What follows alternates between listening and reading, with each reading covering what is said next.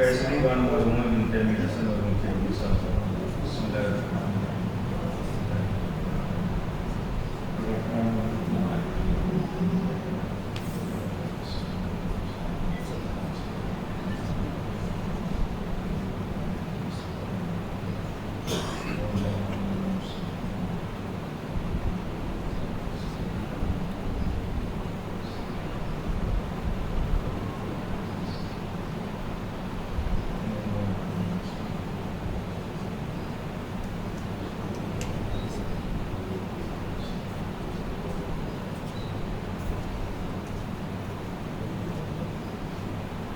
لا حول ولا قوة إلا بالله العلي العظيم. أعوذ بالله من الشيطان الرجيم. بسم الله الرحمن الرحيم. رب اشرح لي صدري ويسر لي أمري واحلل عقدة من لساني يفقهوا قولي. الحمد لله رب العالمين. الصلاة والسلام على سيد الأنبياء والمرسلين سيدنا وطبيب قلوبنا مولانا ومولى الثقلين جد الحسن والحسين أبي القاسم محمد وعلى آله الطيبين الطاهرين المعصومين المنتخبين المنتجبين ولعنة الله على أعدائهم من الآن إلى قيام يوم الدين. أما بعد فقد قال الله الحكيم في كتابه المبين وهو أصدق القائلين. بسم الله الرحمن الرحيم. قد أفلح من تزكى وذكر اسم ربه فصلى بل تؤثرون الحياة الدنيا. صلوات پڑھیے پر محمد وعلى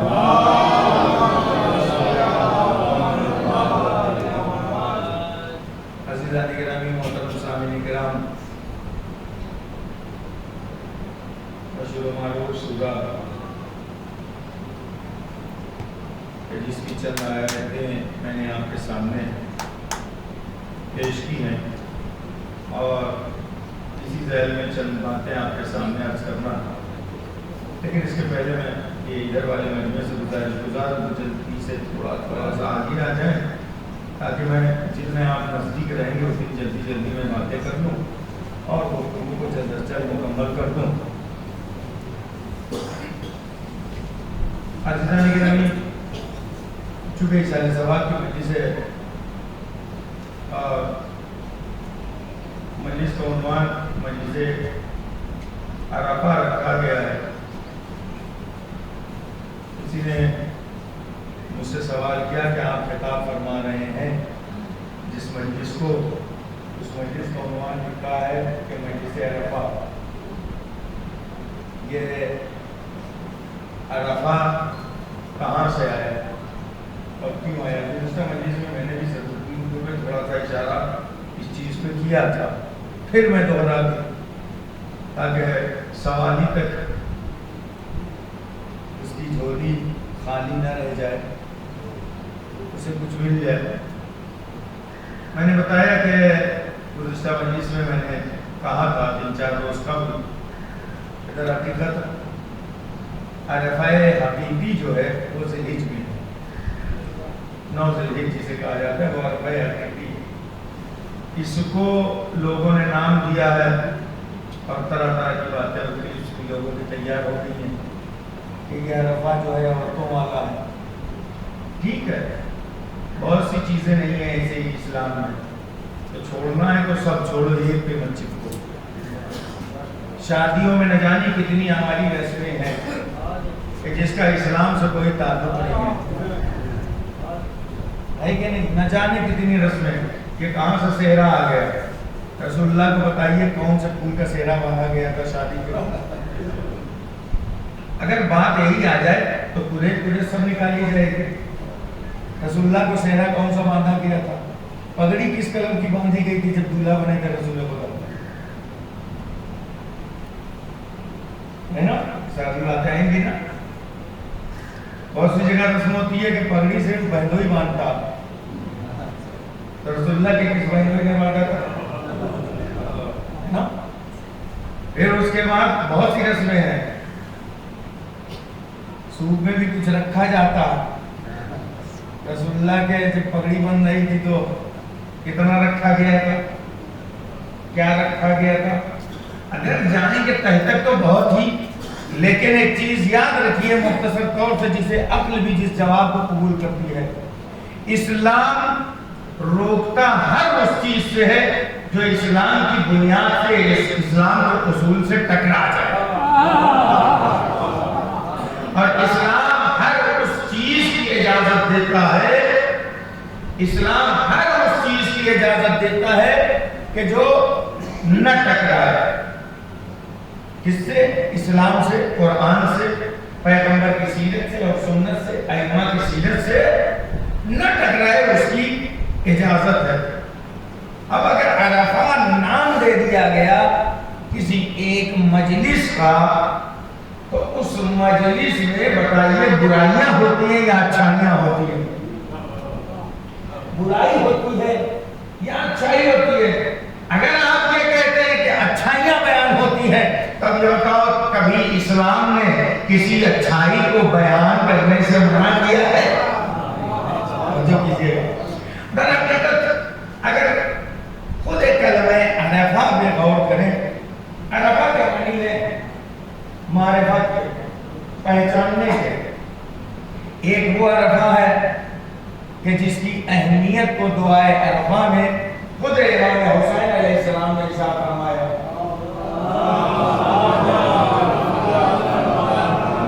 اور وہ جملہ اور وہ فکرہ کہ جو امام نے ارشاد فرمایا وہ حقیقتاً ہے کیا کہ جو سب سے زیادہ پرمعنی ہے، ویسے تو پوری دعا ہے لیکن اس دعا کا ایک فکرہ ایسا ہے کہ جو پوری دعا پہ بھاری ہے، کہ جس میں آپ بتاتے ہیں کہ عرفہ ہے کیا، معرفت ہے کیا، کا سب سے بڑی معرفت یہ ہے کہ خدایا جس نے تجھے پا لیا اس نے کیا کھویا، جس نے تجھے کھو دیا اس نے کیا کھویا۔ یہ اس کی معرفت ہے کہ وہاں پہ نوز لکھتے ہیں عرفہ میں خدا کی معرفت ہے، لیکن اس عرفے میں کس کی معرفت ہے؟ کہا کہ یہ عرفہ جو ہوتا ہے یہ اپنے بزرگوں سے اپنی معرفت کا اعلان کا ایک طریقہ ہوتا ہے کہ ہم نے اپنے بزرگوں کو پہچانا ہے، ہم نے اپنے بزرگوں کو جانا ہے، اس لیے کہ جس کے اپنے بزرگ ہوتے ہیں جائز رشتوں کے وہ انہیں یاد رکھتے ہیں، جن کے ناجائز رشتوں کے ہوتے ہیں وہ انہیں بھلا دیتے ہیں۔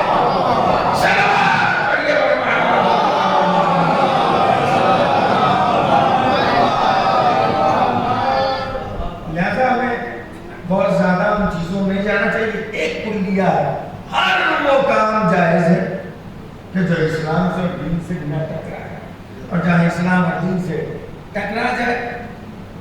اور بھی بہت سی باتیں تھی گزشتہ مجلس میں کہہ چکا، لہذا میں تکرار کا عادی نہیں ہوں۔ البتہ یہ مجلسیں ہماری کہی جاتی ہیں کہ ایک درسگاہ ہے، مجلسوں کو درسگاہ کہا جاتا ہے، درسگاہ کے اصول ہوتے ہیں، درسگاہ کے ہمارے بنائے اصول اور ہیں، ائمہ کے بنائے اصول اور ہیں۔ اس لیے کہ روایتوں میں ایک روایت یہ ہے، ویسے تو ہم لوگ شورا حضرت سے فرمائش کر کے دوبارہ ارشاد، دوبارہ ارشاد، دوبارہ ارشاد، اور پسند آ گیا تو بار بار وہی سنا سنایا جو ہے جو ہم سن چکے ہوتے ہیں وہی پھر پڑھاتے ہیں۔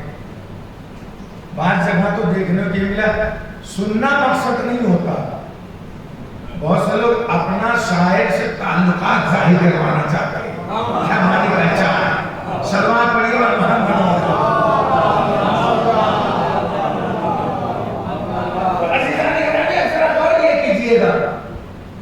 کہ اسلام روکتا نہیں ہے ایسی چیزوں سے، لیکن یہ درسگاہ ہے، یہاں بھی کچھ باتیں تکراری ہونی چاہیے۔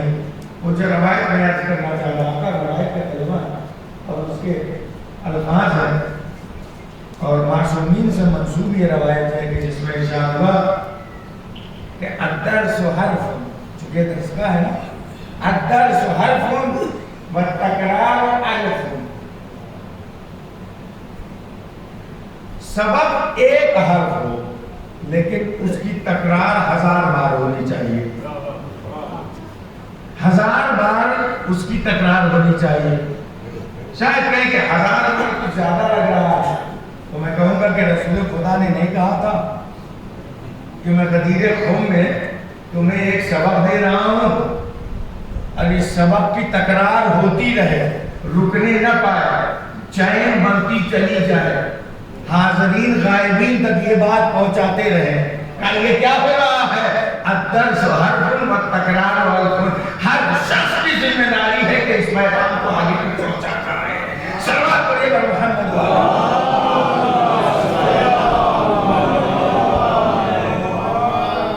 لیکن یہ تمہیدی کلمات تھے کہ میں اپنی منزل تک پہنچ رہا ہوں. تو تمہید کس کے لیے تھی؟ کہ ہمارا دین، ہمارا مذہب، ہمارا آئین کچھ حد تک حقیقی طور سے وہ پیغمبر کا بنایا ہوا ہے، اور کچھ وہ ہے کہ جو ہمارے سماج نے ہمارا دین بنا دیا ہے اور ہم نے اپنا دین بنا لیا ہے. جہاں دین میں ہمارے اپنے بنائے اصول آ گئے تو وہاں ہمارا دین ہمارا نہیں رہ جائے گا، بلکہ ایک ڈھونگ ہو جائے گا، ایک ڈھونگ ہو جائے گا.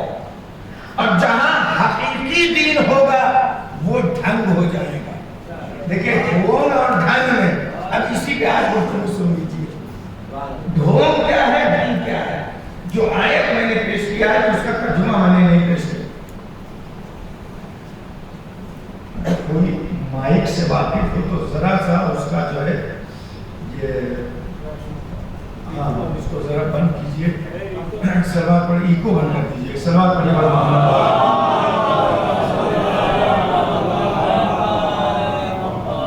نہیں پانی نہیں، بس ایکو بند کروا دیجئے. اور جتنا مجمع یہاں ہے اس کو سنانے کے لیے میری آواز مسلط کافی. تو ذرا غور کیجئے کہ ڈھونگ اور ڈھنگ اگر لفظوں کے اعتبار سے میں فرق بتا رہا ہوں، معنی میں اور تفصیل میں اور تفسیر میں جاؤں گا وہ ایک الگ چیز ہے. اب ذرا دونوں لفظوں میں غور کیجئے گا، کس میں؟ ڈھونگ اور ڈھنگ میں. سمجھ میں اسی کے فرق آئے گا جو اردو سمجھتا کہ ڈھونگ اور ڈھنگ میں. ڈھونگ اور ڈھنگ کو آدھا آدھا کیجئے. ڈھنگ میں ڈال دو چشمی ہے، آدھا ہو گیا. نون اور ڈال یہ ڈھنگ. ڈھونگ کیا ہے؟ ڈال دو چشمی ہے، واو پھر نون اور گا. ڈھونگ اور ڈھنگ میں بس اتنا ہی فرق ہے کہ ایک واو کو ہٹا لیجئے ڈھونگ ڈھنگ ہو جائے گا. بیچ سے اگر واو کو ہٹا لیجئے تو یہ ڈھونگ ڈھنگ ہو جائے گا. کہا یہ واو کو ہٹانے کی بات کیا ہے؟ کہا واو ایک ٹیڑھا لفظ ہے. یہ ڈھنگ کے درمیان میں اگر واو کو رکھ دیا جائے تو یہ ڈھنگ ڈھونگ ہو جائے گا. کیوں؟ کہا اس لیے کہ واو ٹیڑھا سے لفظ ہے. یعنی خدا ایک لفظ ڈھنگ میں، جبکہ وہ ہماری اپنی زبان کا ہے اور ساری زبانیں خدا کی ہیں، توجہ کیجئے گا، لیکن ان زبانوں میں پسندیدہ زبان عربی ہے. کس کی؟ خدا کی. لیکن میں آپ سے اردو میں بات ہوں، لہذا آپ کو اردو میں سمجھانا چاہتا ہوں کہ ڈھنگ جیسے اردو کے لفظ میں خدا کو یہ نہیں پسند کہ ایک ٹیڑھا پن درمیان میں فاصلہ بن جائے. تو جب لفظوں میں کسی ٹیڑھے پن کا وہ کہیں سے بھی گھسپیٹ برداشت نہیں کر سکتا تو دلوں نے ٹیڑھے پن کو کیسے برداشت کر سکتا ہے؟ سلوات پڑھیے بر محمد.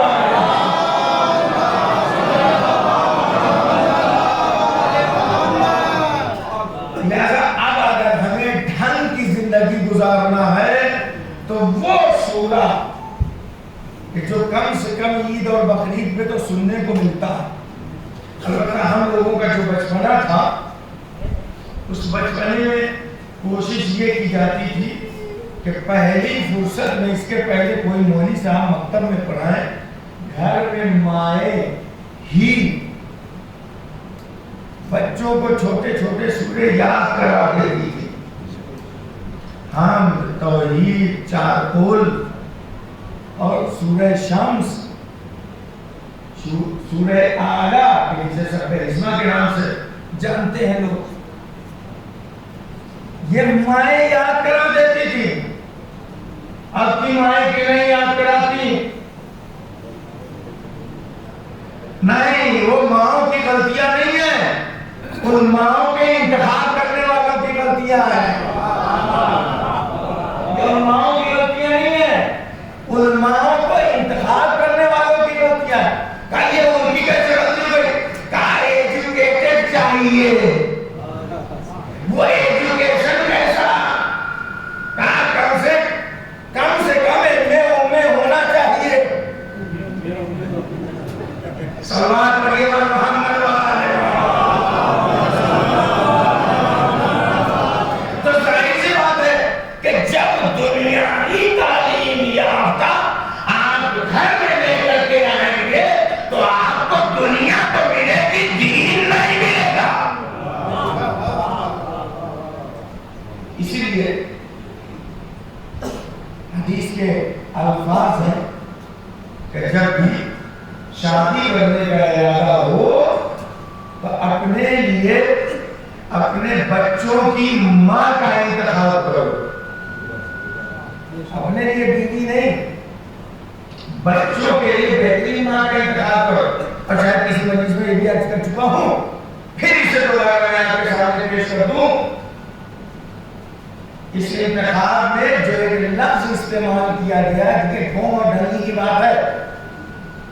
ڈھونگ اور ڈھنگی کی بات ہو رہی ہے، کیا ڈھونگ ہے اور کیا ڈھنگ ہے؟ حدیث کا لفظ ہے کہ جب اپنے لیے بیوی کا انتخاب کرو.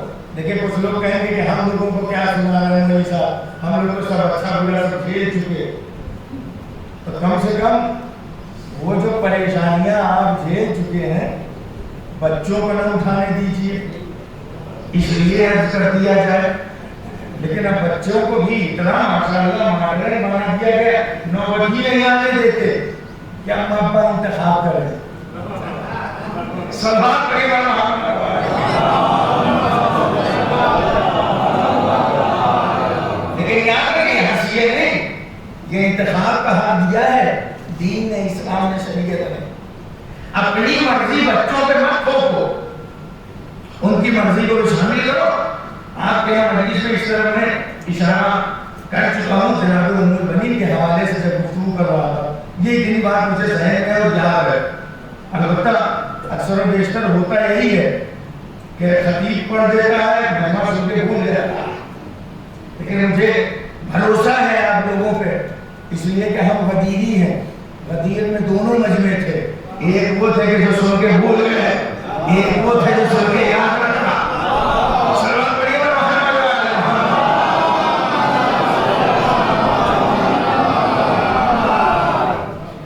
لہذا جو لفظ استعمال کیا ہے کہ جب اپنے لیے زوجہ کا انتخاب کرو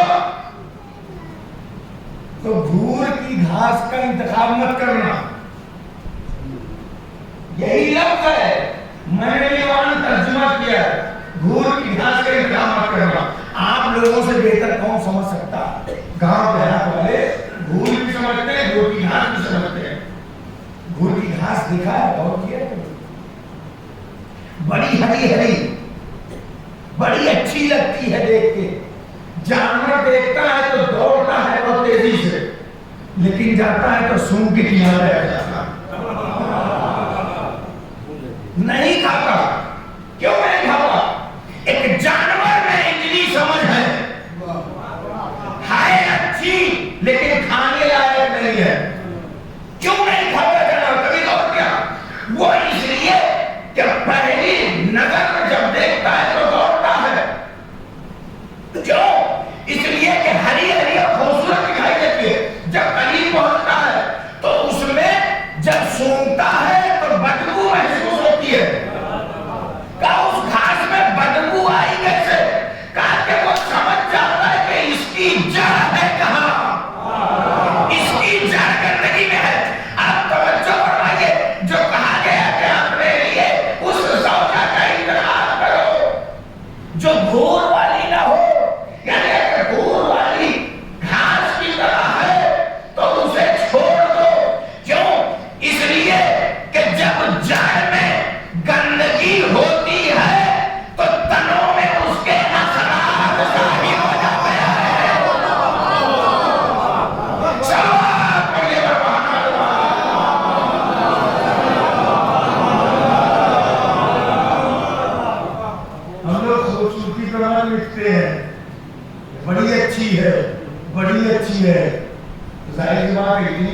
کر کے لے کر کے آئیں گے. آپ ہی لوگوں نے بہت اچھی کہا تھا, تو گھر پہ بھی تو بہت اچھی ہی تو بن کے رہے گی. کالی اپنے ہاتھ میں تھوڑی لگنے دے گی, راکھی اپنے ہاتھ میں تھوڑے لگنے دے گی. یہ فلسفے ہے اس کے, اس تفسیر پر مجھے جانا. تو ڈھونگ کی زندگی ہماری نہیں ہونی چاہیے, ڈھنگ کی ہونی چاہیے.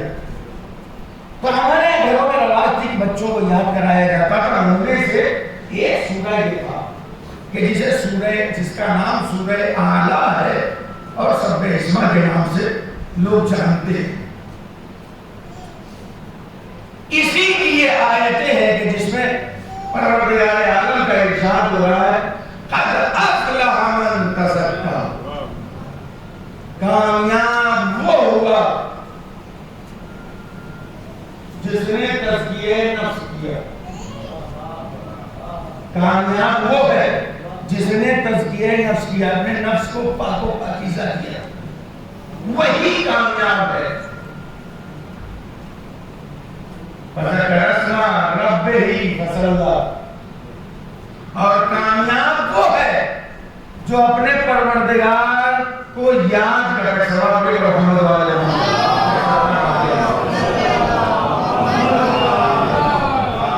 کامیاب وہ ہے کہ جس نے اپنے پروردگار کا ذکر کیا, اسے یاد کیا.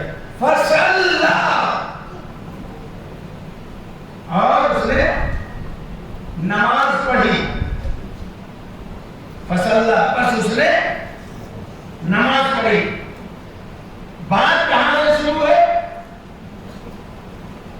بات شروع قد افلح من تزکا, کامیاب وہ ہے کہ جس نے اپنا تزکیہ کیا, اپنے نفس کو پاک کیا. یعنی بات مختصر لفظوں میں آپ کو یہ سمجھاؤں کہ خدا کہہ رہا ہے کامیابی اسی کو ملتی ہے جو اپنے نفس کو پاک رکھتا ہے. یا مختصر یوں کہوں, کامیاب وہ ہے جو نفس کو پاک رکھے. ایک چیز اللہ کا نام یاد رکھے, اللہ کو یاد کرے. تیسری چیز فصلی, نماز پڑھے. تو یعنی کامیابی میں اولین شرطوں میں سے نفس کی پاکیزگی, ذکر الہی, نماز. نہ جانے ہماری قوم کو کیا ہو گیا, ہماری قوم کو کیا ہو گیا.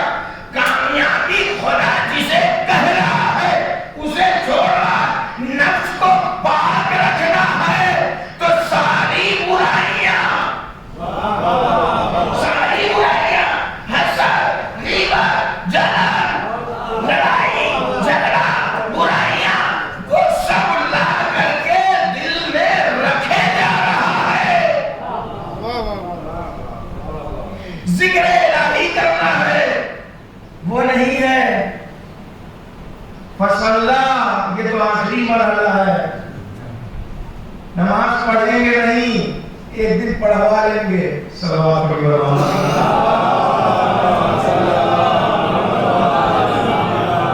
وہ تو پڑھنا ہماری مجبوری ہے کہ واجب کفائی ہے. اگر کسی نے نہیں پڑھا تو ہم بھی گنہگار ہے نا. اور آگے کا جملہ انسان کو جوڑنے والا ہے. دیکھیے سوروں کا یاد کر لینا یا اور ہے, اور ان آیات کا سمجھ لینا اور ہے. ان آیات کا سمجھ لینا, ان آیات کے سانچوں میں ڈھل جانا یہ اور ہے. خدا کا شکر ہے کہ ان مجلسوں نے ہمیں چند آیتوں کا ہی صحیح لیکن ان آیتوں کا حافظ بنا دیا.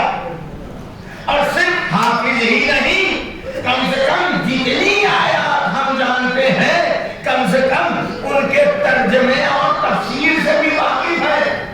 یہیں تک بات نہیں ہے, ان کے حقیقی مصداق سے بھی واقف ہے. یعنی ہم نے رٹا نہیں ہے قرآن, میرا رٹا نہیں ہے. ذرا غور کیجیے گا, جلدی جلدی میں باتوں کو عرض کروں, اس لیے کہ ممبر پہ جب میں بیٹھتا ہوں تو گھڑی بہت تیزی سے بھاگتی ہے. ایک سوال پڑھیں گا محمد والے محمد.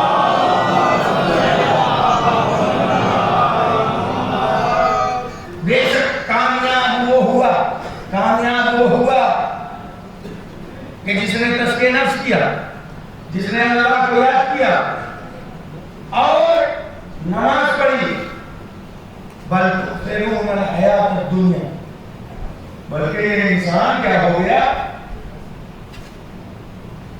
اس دنیا کی مختصر سی حیات پر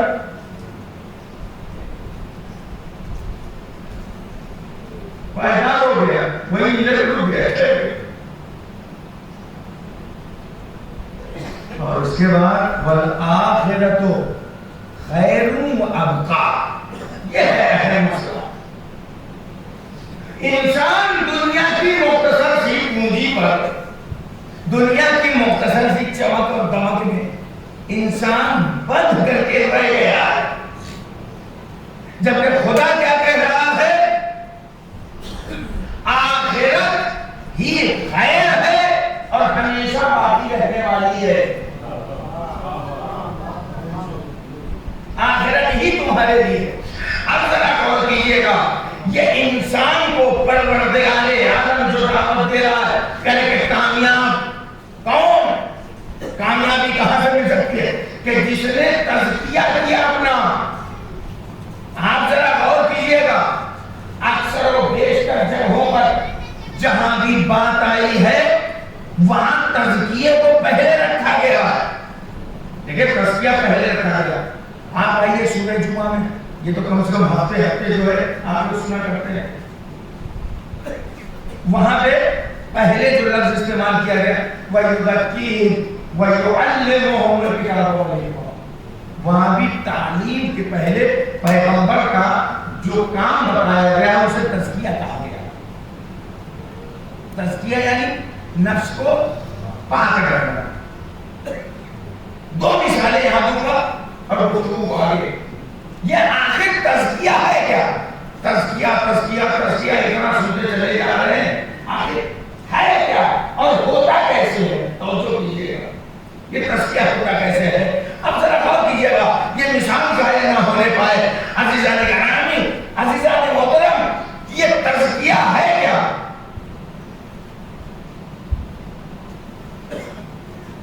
مثال کے طور پر میں نے کہا کہ پانی لے کر کے ایک گلاس پانی آ گیا، ایک گلاس آیا، ایک جگ. لانے والے نے جگ اور گلاس کو لا کر کے یہاں رکھا. میں نے ایک سلام بھیجوایا، اس کے بعد میں نے کہا کہ اشارہ کیا کہ پانی دے دی. دیکھیں تزکیہ کی اہمیت کیا ہے ذرا یہ سمجھیے. ہم اس مرحلے پہ کھڑے ہیں، تزکیہ آخری چیز سمجھتے ہیں کہ سب کچھ کر لیں گے، کسی کے ساتھ کچھ بھی کر لیں گے، جانوروں کی طرح کہیں بھی منہ مار لیں گے، اس کے بعد آخر میں توبہ تو ہے یہ. ہم اسے تزکیہ سمجھتے ہیں، جس کو محاورے میں اگر کہہ لیا جائے تو محاورہ اس سے اچھا نہیں مل سکتا کہ ہمارے سماج کا حال تزکیہ کہاں ہے، کس جگہ تزکیہ کو سوچتے ہیں. یہ محاورہ اردو کا اس سے بہتر اور استعمال نہیں ہو سکتا کہ 70 چوہے کھا کر. ہم تزکیہ کو یہی سمجھتے ہیں، جو چاہو کر لو، ریٹائرمنٹ کے بعد آخری پڑاؤ پر عمر کے ہم چلیں گے، توبہ کر لیں گے اور پھر تو صاف ستھرے ہو جائیں گے. اور اگر اللہ نے توفیق نہ دی تو کیا ہوگا؟ اہم چیز ہے توفیق. توبہ کے لیے توفیق درکار ہے. اور اگر اللہ نے اسے موقع تو میں نے کہا کہ پانی نکالو.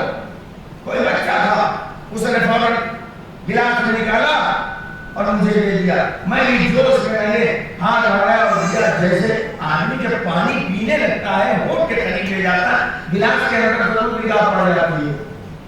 یہ ایک فطری چیز ہے. میری نگاہ ایسے پڑ گئی، میرے کو پیے میں پورے پڑے ہوئے، مچھر مکھی پڑے ہوئے، نہ جانے کب تک گلاس کا اس نے بنا کر کے ایک مرحلہ یہ ہے. میں نے کہا یہ کیا؟ اس نے لے جا کے تو اسے دیکھا اور لا کر کے پھر دے دیا، دوبارہ نکالا، اب میں پی گیا. یہ پہلا مرحلہ ہے کہ جہاں انسان کو مہلت مل جاتی ہے. کافی جو گندگی تھی وہ پھینک دی گئی. لیکن اب یہ کراہیت کہاں سے ہوتی ہے؟ اب دوسرا مرحلہ یہ ہے، پھر کسی موقع پر میں نے پانی مانگا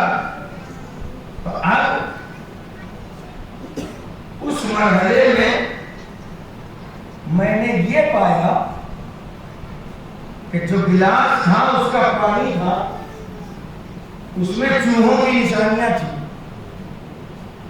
ہمیں منبر کا لحاظ کرتے ہوئے میں کیسے بتاؤں؟ اس میں چوہوں نے اپنے کبھی ہونے کا وجود چھوڑ رکھا تھا. اب وہ پانی سے کچھ تک ہے. اب بتائیے، ایمان سے بتائیے گا، پھر ہی ایک آواز سے میں گفتگو کر رہا ہوں. اب وہ بچے نے پھر وہی کام کیا جو کل مکھی اور مچھر والا کام کیا تھا. وہ لے کر کے گیا اور یوں وہ پانی پھینکا، پھر دوبارہ نکالا اور اس نے مجھے دے دیا. میں پی سکتا ہوں؟ کل تو ہم نے آسانی سے پی لیا تھا، آج ہم نہیں پی سکتے. کہا کہ اسے طہارت کی شرط ہے. اب ایک بار میں کام نہیں چلے گا، اسے طہارت کی شرط ہے. کہا شرائط طہارت کی بنیاد پر اسے پاک کیا جائے، اس لیے کہ چوہوں کی مینکیاں جو ہوتی ہیں وہ ہوتی ہیں نجس. اب ایمان سے بتائیے،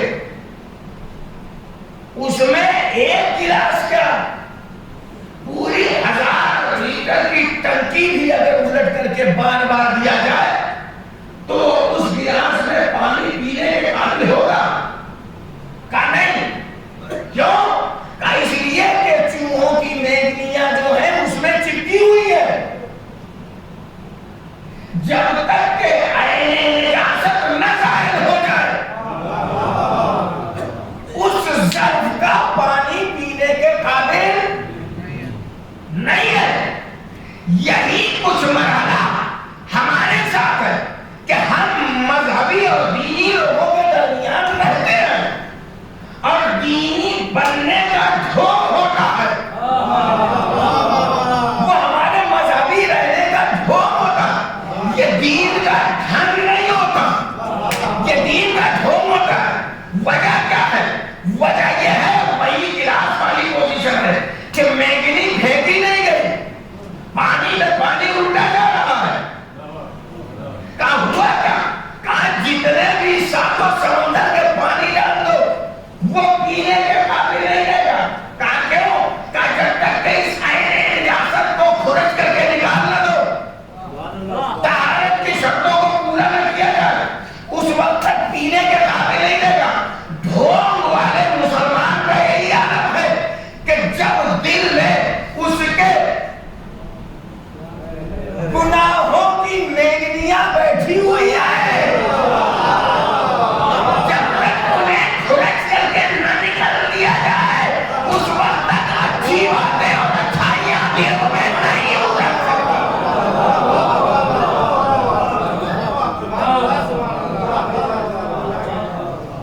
آزاد نہیں آئی. دوسری مثال میں دے دوں. معلوم ہوا کہ محرم قریب آیا تو یہ ہوگا کہ لوہے کے دروازے ہیں، برسات میں بھی بھاگ گئے ہیں. تسکیہ اصل کیا ہے؟ یہ کیوں ہمارا ڈھونگ ڈھونگ ہی رہ جاتا ہے، ڈھونگ نہیں ہوتا؟ ذرا غور کیجیے گا. تاکہ یہ دیکھیں، میں نے کہا کہ دیکھا سب زنگ لگ چکا ہے، لوہے کے دروازے ہیں، برسات کا موسم تھا، بارش ہوئی، طوفان آئی تو ظاہر بات ہے لوہے اور پانی کی آپسی دشمنی ہے، وہ بہت جلدی زنگ پڑ گئی. میں نے سوچا ایک نیک کام کیا جائے کہ رنگ والے مجھے بہت مانتے ہیں، بڑی مجلسوں میں بلواتے ہیں. ایک کام کیا جائے، اب کی میں چلوں اپنی طرف سے کچھ پینٹ لے لوں اور برش لے لوں، اپنی طرف سے میں خود ہی اپنے ہاتھ سے یہ ثواب کما لوں کہ یہاں کے دروازوں کو پینٹ کر دوں. اور ہم آئے، برش نکالا اور پینٹ کر کے ہم دروازوں پہ چلے گئے. کہا کیوں ہم نے کیا تھا یہ پینٹ؟ اس لیے کہ اس پہ زنگ لگا ہوا تھا، اچھا نہیں لگ رہا تھا. زنگ لگا ہوا تھا، زنگ کسی کو نہ سمجھ میں آ رہا تو بچوں بتا دیں مورچہ لگا ہے. اور ہم پینٹ کر کے چلے گئے. اب ذرا غور کیجیے گا، 1 منٹ کے لیے بھی اگر آپ کا ذہن ہے نا تو بات نہیں سمجھ میں آئے گا. اور ہم پینٹ کر کے چلے گئے.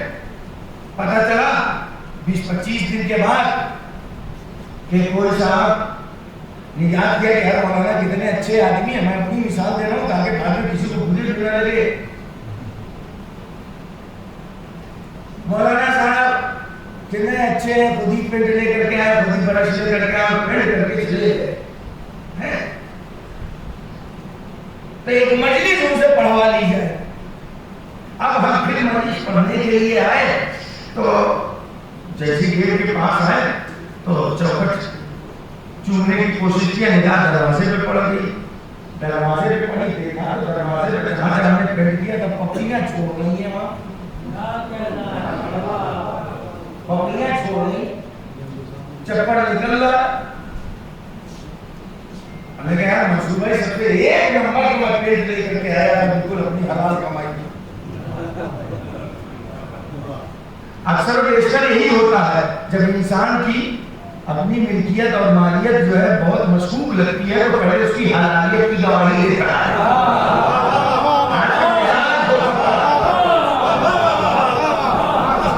یہ خود نہیں بولتا انسان, اس کے اندر کا ضمیر بولتا ہے. انسان کا اپنا ضمیر. میں نے کہا یہ کیا ہو گیا بھائی, اس میں پپڑیاں کیوں پڑ گئی؟ ایک نمبر کا پینٹ تھا, ایک نمبر کا کلر تھا. بڑی محنت سے میں نے موٹی لیئر لگائی تھی, ہلکی بھی نہیں لگائی تھی, اور نہ اس میں تھنر ملایا تھا, نہ مٹی کا تیل ملایا تھا, نہ پیٹرول ملایا تھا. اوریجنل پینٹ لگایا تھا. 4 ڈبے کی جگہ میں نے 8 ڈبہ لگا دیا. لیکن یہ کیا ہو گیا؟ منصور بھائی نے کہا کہ مولانا آپ بس ممبر کے آدمی ہیں, آپ کو ساری جانکاری ممبر والی ہے, آپ کو لوہے لکڑ اور کٹوار والی آپ کو وہ تعلیم آپ نے نہیں لی ہے. میں نے کہا کیا ہو گیا؟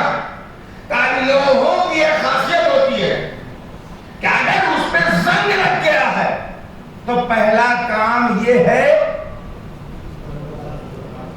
ایک پیپر خریدو, گھر کے کاغذ سے نہیں, اسکول کی کاپی والے کاغذ سے نہیں, کہ اس کا مخصوص پیپر ہے, اس کا مخصوص پیپر ہے, کہ اسے اتنا کھیچیے, اتنا کھیچیے, اتنا کھیچیے کہ جو زنگ ختم ہو جائے, لوہے کی اصلیت جب تک ابھر کر کے نہ آ جائے. جب لوہے کی اصلیت ابھر کر کے آ جائے گی, اس وقت آپ پینٹ لگائیں گے تو وہ پائیدار ہو جائے گا. اب وہ پائیدار ہو جائے گا. کہا ایسے نہیں ہوگا, کہا کہ پینٹ لگانے کے پہلے گھسیے, گھسنے کے بعد دھلیے, دھلنے کے بعد اب اس پر استر چڑھائیے, پھر اسے گھسیے. دیکھیے سب مرحلے ہیں. کہا پھر اسے گھسیے, کہا ایک ہی دفعہ میں سب ہونے والا نہیں. اس کے بعد پینٹ لگائیے, پینٹ لگانے کے بعد بھی مطمئن نہ ہوئیے, اب احتیاط کیجیے کہ موسم کی جب بھی ہوائیں چلے, بے موسم برسات کی چھینٹیں نہ پڑنے پائے. کچھ ایسے چھجے بنوا دیجیے کہ یہ پانی اب ان دروازوں تک پہنچے تو اس کا پینٹ سلامت رہے گا. عزیزان گرامی, کچھ یہی حال ہمارے دل کے دروازوں کا ہے. آپ سمجھیے تزکیہ کسے کہتے ہیں؟ تزکیہ کا مطلب یہ ہوا کہ دل میں اگر گناہوں کے دھبے اور پپڑیاں پڑ گئی ہیں تو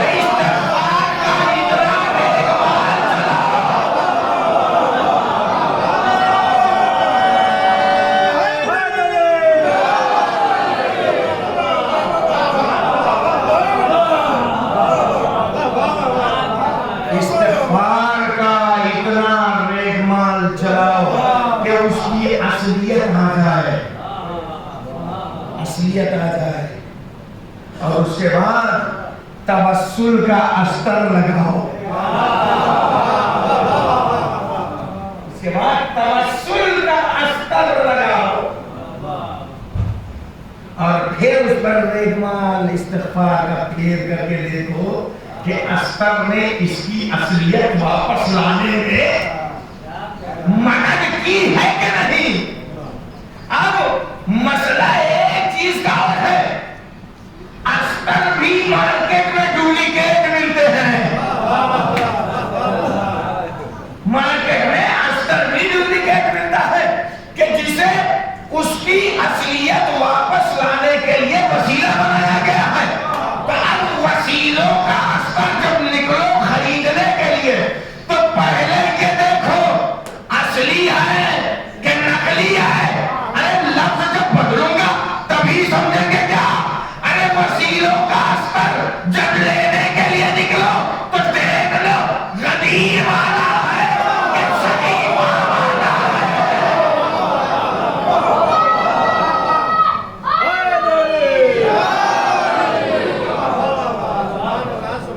یا لفظوں کو بدل کر کے اپنے موضوع کے اعتبار سے گفتگو کروں کہ یہ ڈھونگ والا ہے کہ ڈھنگ والا. یہ ڈھونگ والا وسیلہ ہے کہ ڈھنگ والا ہے. عزیزانہ گرامی، تو اپنے آپ کو تزکیہ کے نام تو کامیابی کس چیز میں رکھی پروردگار عالم نے؟ تزکیے میں. انسان کامیابی کس میں گناتا ہے؟ مولانا صاحب پردھانی میں کھڑے ہوئے ہیں دوبارہ کرائے گی. انسان کامیابی کس میں سمجھ رہا ہے؟ منصب میں، عہدے میں. مجھے صاحب ایک کمپنی جوائن کرنا استخارہ دیکھیے اور دعا کیجئے کہ بڑا پیکیج مل جائے تو سمجھیے ہماری زندگی کامیاب. نا اب تو پیکیج کی بات ہوتی ہے، تو منتھلی کی بات ہے ہی نہیں ہے. 10,000 12,000 15,000. اب تو پیکیج سالانہ 8 لاکھ 10 لاکھ 12 لاکھ 15 لاکھ 20 لاکھ اب یہ پیکیج چلتا ہے. تو یعنی انسان کامیابی کس میں سمجھ رہا ہے؟ دولت میں. ہم کہا بس آپ لوگوں سے کچھ نہیں چاہیے، بس میرے لیے دعا کرتے رہے، ایسے پڑھتا رہو اور مشہور ہوتا رہو. تو یعنی ہم نے کامیابی کس چیز میں سمجھ لیا؟ شہرت میں.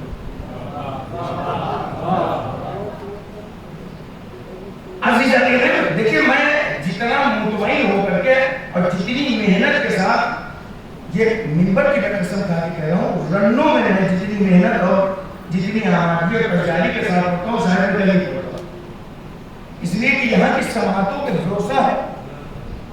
یاد رکھیے گا انسان کامیابی کس میں تلاش کر رہا ہے؟ دولت میں. اگر دولت ہی سب سے بڑی کامیابی ہے تو قارون سے بڑا کوئی کامیاب نہیں.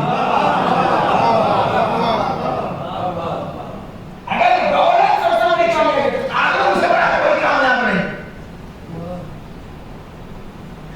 اگر منصب عہدہ انسان کی کامیابی کا سبب ہے تو جو جیت گیا، جو عہدہ پا گیا، وہی کامیاب ہے. تو لڑنے کی بات ہی نہیں. اور باقی ساری قوم اور کیا کہی جائے گی؟ ناکام. بھائی ایک جب کامیاب ہو گئے باقی سارے، تو یعنی عہدے بھی منصب بھی یہ کامیابی کے ذریعے سمجھے جاتے ہیں. شہرت انسان کو جو ہے کامیابی کا ذریعہ بناتی ہے. یہ لوگ شہرت سمجھتے ہیں کامیابی کا وسیلہ.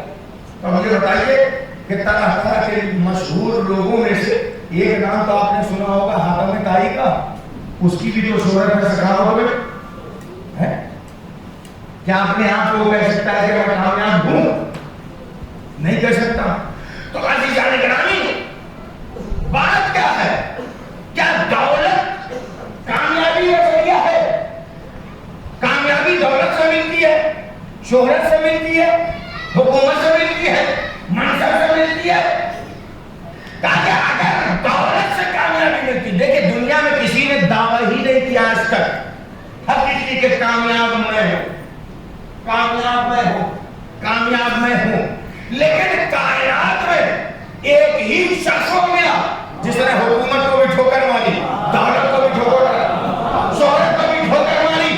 اور جب ٹھوکر مارا یہاں تک کہ اس نے شجاعت و بہادری کو سارے مراحل طے کیے، ایسے ایسے مراحل طے کیے. ان مراحل میں اس نے نہیں کہا میں کامیاب ہو گیا، خیبر فتح کیا نہیں کہا کامیاب ہو گیا، وہاں سرخندہ بعد ساری جنگیں فتح کیا، نہیں کامیاب رہا، یہاں تک کہ خون میں تو بول ہی دینا چاہیے تھا کہ میں کامیاب ہو گیا، لیکن ایسے مرحلے میں نے کہا۔ اب قرآن کی آیت یاد رکھیے، قرآن نے کیا کہا تھا؟ قد افلح من تزکا، کامیاب وہ ہے کہ جس نے تزکیہ کیا، جس نے اپنے نفس کا تزکیہ کیا، اللہ کو یاد کیا اور اس نے نماز پڑھا۔ علی کی زندگی کو دیکھیے کہ علی نے زندگی کے ہر مرحلے پر، علی جہاں ہوتے تھے کامیابی ان کے پیچھے بھاگتی تھی، کامیابی ان کے پیچھے بھاگتی تھی، لیکن علی نے کبھی نہیں کہا کہ میں کامیاب ہوا، لیکن ایک مرحلہ وہ آیا، مسجد کوفہ کے محراب سے کہا فزت ورب الکعبہ، رب کعبہ کی قسم میں کامیاب ہو گیا۔ یہی جس کامیابی کا علی اعلان کر رہے ہیں کہ میری کامیابی یہ ہے کہ میں دولت کا خواہاں نہیں تھا، دولت کا خواہاں ہوتا تو دنیا کو 3 طلاق کیوں دیتا؟ صلوات پڑھیے محمد و آل محمد۔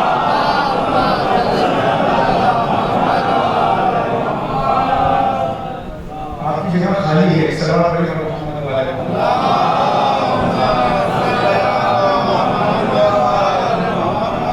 یہ تھا انسان کے لیے دولت نہیں ہے، دولت کامیابی نہیں ہے، شہرت کامیابی نہیں ہے، یہ ساری کامیابی نہیں ہے۔ اگر انسان دنیا میں دولت کے غرور میں چور ہو کر کے اور اسلام کا چولا پہنے ہوئے ہے تو یہ ڈھونگ ہے، یہ ڈھونگ ہے، یہ اسلامی ڈھنگ نہیں ہے۔ کہاں دولت کا ہونا یہ برا بھی نہیں ہے اور دولت کا ہونا یہ اچھا بھی نہیں ہے۔ توجہ کیجیے گا، اس دن میں نے جو ایک مثال دی تھی وہ اس مثال کا پھر سہارا لیتا ہوں، اس لیے کہ کہاں سے اتنی مثالیں لے آؤں جس کے ذریعے سے میں بات کو سمجھا دوں، وہی ایک مثال ہے۔ میں کہا کہ اس دن میں نے کہا تھا شمس پور کی مجلس میں کہ یاد رکھیے چاقو بری چیز نہیں ہے، میں نے کہا تھا چاقو بری چیز ہے کہ اچھی؟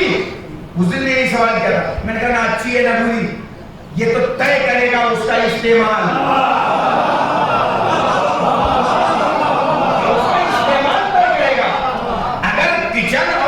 جیسی جگہوں میں استعمال تو چاقو اچھی چیز، لیکن اگر کسی کے پیٹھ میں لگائے، کسی کی گردن میں چلے تو چاقو کا استعمال غلط۔ عزیزان گرامی، دولت بھی اسی طرح کی ہے کہ دولت نہ اچھی ہے نہ بری ہے، دولت کا استعمال طے کرے گا، دولت کا استعمال طے کرے گا کہ وہ دولت کیسی ہے، اچھی ہے کہ بری ہے، کا دولت کا استعمال بتائے گا کہ دولت اچھی ہے بری۔ بتاؤ عرب میں خدیجہ سے زیادہ دولت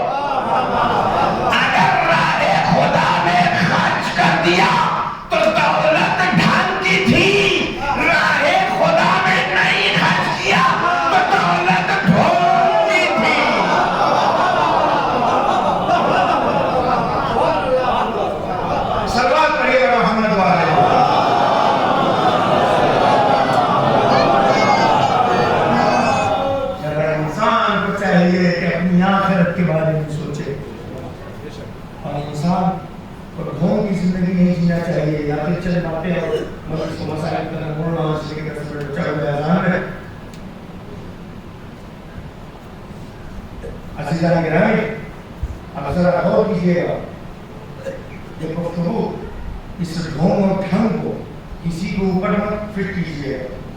یہ میں 2 منٹ بولٹ لے کر کے آ رہا ہوں، ڈھونگ اور ڈھنگ والا پہلے اپنے اوپر فٹ کرنے کی کوشش کیجیے گا۔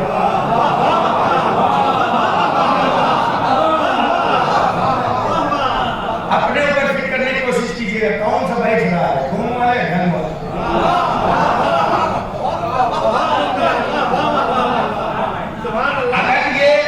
دونوں تھوڑا بہت بیٹھ رہا ہے، پھر سمجھ لیجیے آپ دوغلے ہیں۔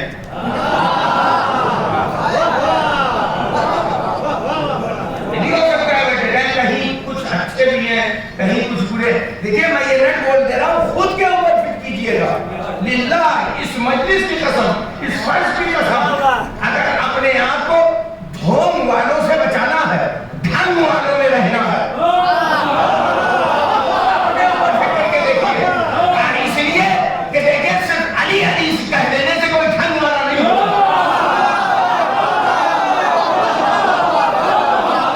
وقت نہیں ہے، اب شروع ہو رہی ہے تو، لیکن وقت نہیں ہے تو جلدی جلدی کہنے دیجیے۔ اس لیے کہ دیکھیے اگر زبان سے صرف لبیک یا حسین، لبیک یا حسین، لبیک یا حسین کا صرف نعرہ نکل رہا ہے، لیکن حسین کا مقصد فوت ہو رہا ہے۔ یاد رکھیے یہ ڈھونگ ہے، ڈھونگ۔ اور اس لیے ہماری اور آپ کی کیا بساط، آج سے 1300 سال پہلے مشہور تھا علاقہ کہ سب حسین والے، ایسا ہی نہیں مشہور تھا، رائٹر لکھت طور پہ حسین والے تھے، 18,000 لکھت طور پر، 18,000 لکھت طور پہ جنہوں نے اقرار کیا تھا ہم آپ کے ہیں، ہم آپ کے ہیں، آئیے آئیے آئیے۔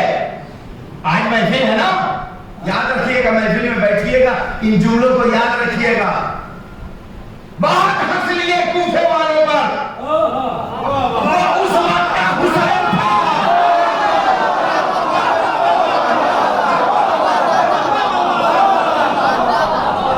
یہ آج کا حسین ہے۔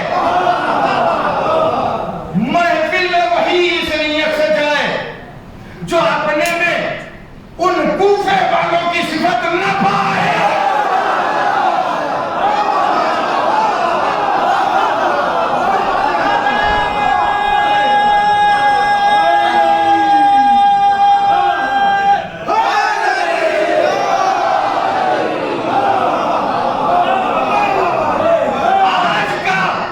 آج کا لفظ العجل کل کے کوفیوں کا لبیک یا حسین نہ ہو جائے۔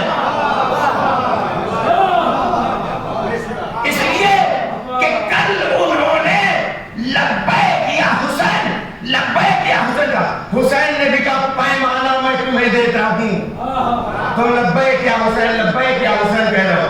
آج کے زمانے کے حسین نے پیمانہ دیا، العجل کہو، العجل کہو، العجل کہو، لیکن میں پیمانہ دے رہا ہوں۔ کل کے حسین نے لوگوں کو پرکھنے کے لیے خود کوفے میں قدم نہیں رکھا، نائب کو بھیجا۔ آج کے حسین نے ہم کو بھی اندازنے کے لیے، توڑنے کے لیے کہ ہم ڈھونگ والے ہیں یا ڈھنگ والے ہیں، اپنے نائب مراجے کو ہمارے سامنے رکھا۔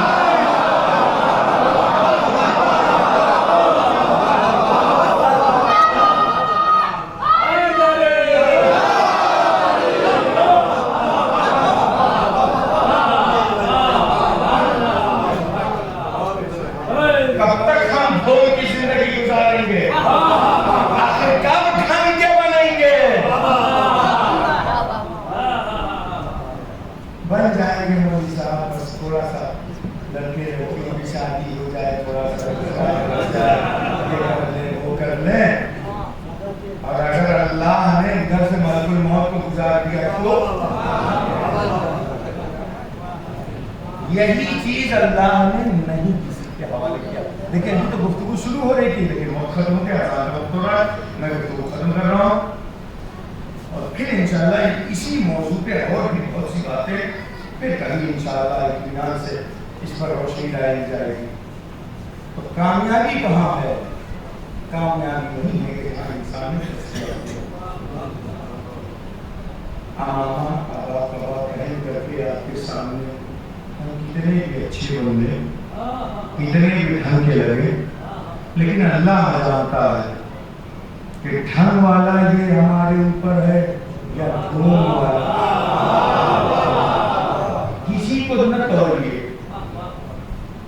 انسان کے نفس کے لیے کہا گیا ہے کہ وہ اپنا محاسبہ کرے، محاسبہ اپنا حساب کرے.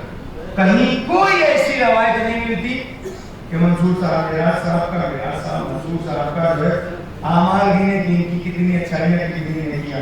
اگر یہی کرنا رہا ہوتا اللہ کو ایک دوسرے سے لوگوں کا حساب کروانا رہتا تو یہ تو کیوں دکھاتا.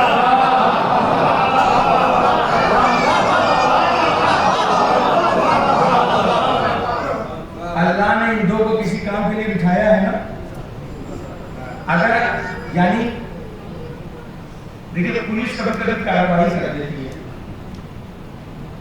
کیا کارروائی کر دیتی ہے؟ پولیس اپنا کوئی کام کر رہی ہے بیچ میں ہم ایسے نہیں ہونے دیں گے تو پولیس ایک دفعہ لگاتی ہے. اس دفعہ کا کیا ہے کہ پرشاسن کی کارروائی میں یہ گورا بنے ہے نا. انہوں نے اورود کیا لفظ ہے ہاں اورود اتپن کیا. تو یعنی آپ یہ جو اورود اتپن کرنے والے ہوتے ہیں کیا وہ ملزم اور مجرم نہیں قرار دیے جاتے؟ بعض جگہوں پر اصل مجرم سے زیادہ جرم ان کے اوپر لگا دیا جاتا. کیوں؟ اس لیے کہ سرکاری آدمی کے کام میں آپ نے بادھا اتپن کی ہے، کام ان کا تھا آپ کرنے لگے. تو بتائیے جو اس پوری کائنات کا حاکم ہے اس نے دو سرکاری آدمیوں کو بٹھا رکھا ہے. محاسبہ آپ کر رہے ہیں کہ آپ پر یہ کیس نہیں چلے گا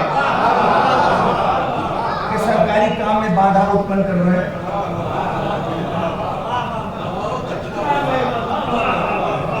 لہذا اپنا محاسبہ یعنی حساب کتاب خود کا کیجیے. عزیزان گرامی، کوفے والوں میں بہت ہنس لیے. یہ جو جس کے انتظار خدا اس محفل کو قبول کرے خدا کی بندے کا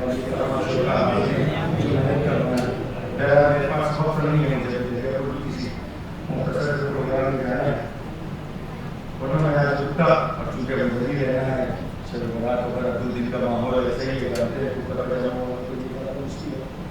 تو اس کا بھی خیال کرتے ہوئے ذرا بات اور ختم کر رہا ہوں. اپنا تجزیہ کیجیے، اپنا محاسبہ کیجیے، خود ہی کیجیے. خدا سے قبول کرے خالی محفلوں سے آخری امام نہیں، جب تک کہ ان کا مقصد نہیں یاد رکھا جائے. ان کا بھی وہی مقصد ہے جو مولا کائنات کا کرنا، جو مولا حسین کا کرنا.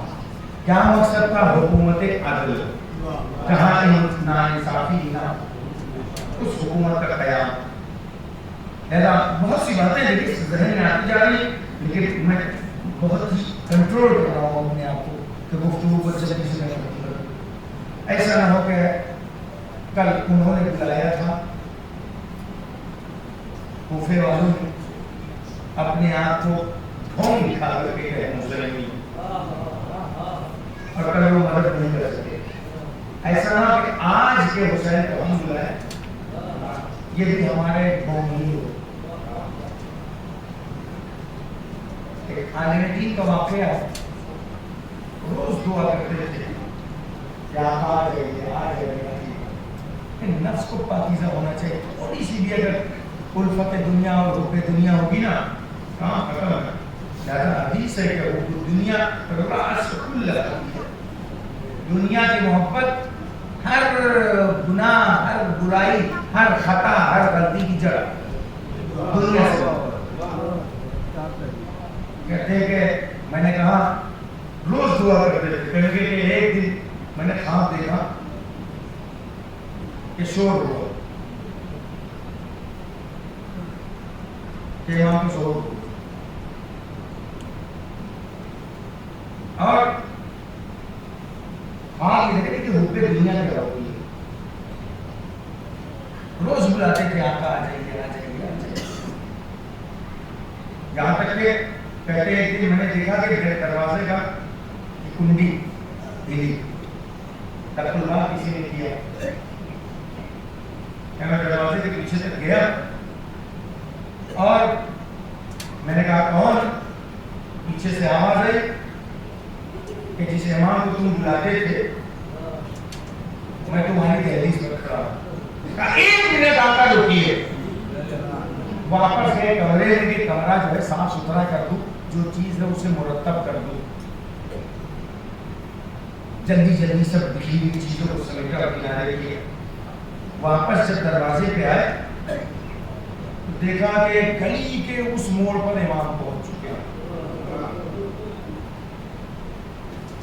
دوڑے ہوئے پہنچے, آقا چلیے. ہاں تم لوگ تو الاجل کا لفظ بلاتے ہو کہ جلدی ہے, تمہارے پاس تو اتنی بھی تیاری نہیں ہے. اپنی آمادگی نہیں, میں دروازے پہ کھڑا ہوں, تم ابھی کمرہ اپنا صحیح کر رہے ہو. کتنی ہم نے تیاری کی ہے اگر امام آ گئے. یعنی تیاریاں پہلے سے کر کے واقعہ تفصیلی میں نے بہت خلاصے میں سوچنے والی بات ہے. ایک آدمی کی فطرت ہوتی ہے نا کہ کھانا وغیرہ تیار کرنے لگتا ہے, کوئی مہمان آنے والا تو صاف صفائی کرتا ہے. امام تو ہمارا گھر دیکھنے نہیں آئیں گے نا, وہ آئیں گے تو یہ دیکھیں گے کون میرے ساتھ چلنے کے آئے. یہی ساری وجہ ہے. بس ختم کر دے, 2-3 منٹ سے زیادہ میں مسائل نہیں کروں گا, مرحومہ کے لیے ایشان ثواب ہو جائیں گے. ایک مسائل وہی حدیث کا ثواب ختم ہو گئی. تو عزیزان گرامی آپ ذرا دیکھیے, حالات ایسے ہیں, ہم امام کو روز بلاتے ہیں اور یہ امام کسی اور پر نہیں روتا. شب جمعہ جب ہمارے اعمال بھیجے جاتے ہیں, 2 ہی آنسو وقت کے امام کے تاریخ میں ملتے ہیں. ایک آنسو جو ہمارے اعمال پر رہتے ہیں, پھر بھی وہ ہمارے لیے دعائیں کرتے ہیں, ہماری اصلاح کی دعائیں کرتے ہیں. لیکن بہت جگہوں پر دعائیں اس لیے نہیں قبول ہوتی کہ جن تک دعا کو پہنچنا ہے ان کے اندر دعا کے ایکسپٹ کرنے کا مادہ ہی نہیں ہے, وہ صلاحیت نہیں ہے. 2 آنسو سنائی دیتے ہیں روایتوں میں. ایک آنسو جو ہمارے اوپر, ہمارے اعمال کے اوپر, ایک آنسو اور ہے, لیکن وہ معمولی آنسو نہیں ہے, وہ خون کے آنسو ہے. کسی عالم دین نے پوچھا ہے بس یہی مجلس ہے, اسی میں ختم ہے, آنسوؤں کو روکیے گا نہیں. کہے میرے آقا ہم نے سنا ہے کہ آپ خون کے آنسو روتے ہیں جب بھی اپنے جد کے مصائب یاد کرتے ہیں. تو آقا وہ کون سی مصیبت ہے کربلا کی جو آپ کو خون کے آنسو رلاتی ہے؟ کیا وہ اکبر کا کلیجہ جس پر آپ خون کے آنسو روتے ہیں, یا قاسم کا ٹکڑوں میں بتا ہوا نشا کہ جس پہ آپ خون کے آنسو بہاتے ہیں, یا علی اصغر کا چھٹا ہوا گلا, یا دیگر شودا, یا امام حسین کا تیروں پر معلق لاشا. آخر وہ کون سی چیز ہے جس پر آپ خون کے آنسو گریا کرتے ہیں؟ میں اکبر پر خون کے آنسو نہیں روتا. اگر اکبر بھی زندہ ہوتے اس منظر پر وہ بھی خون کے آنسو روتے. اصغر ہوتے تو اس منظر پر وہ بھی خون کے آنسو روتے. اگر حسین ہوتے, عباس ہوتے, دیگر شہداء ہوتے تو وہ بھی خون کے آنسو روتے. آقا آپ ہی بتا دیجئے آخر وہ کون سا منظر ہے جو خون کے آنسو رلاتا ہے؟ ایک آقا نے کہا کہ وہ منظر ہے ہماری ماں بہنوں کا, کربلا سے کوفہ, ہوئے سے بے مقنوں,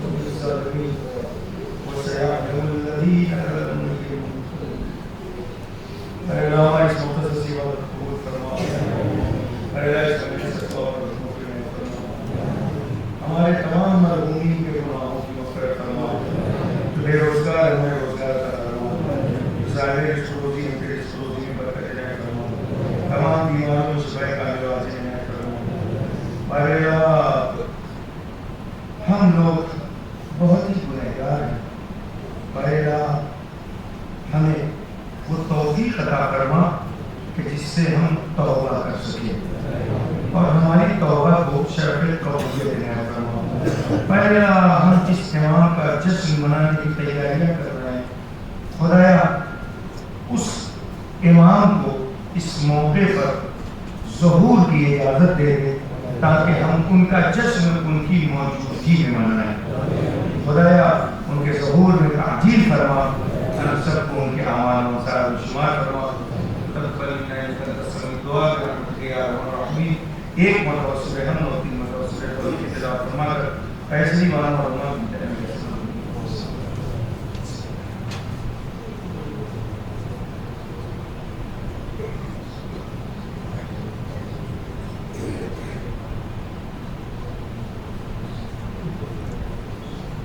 Mm-hmm.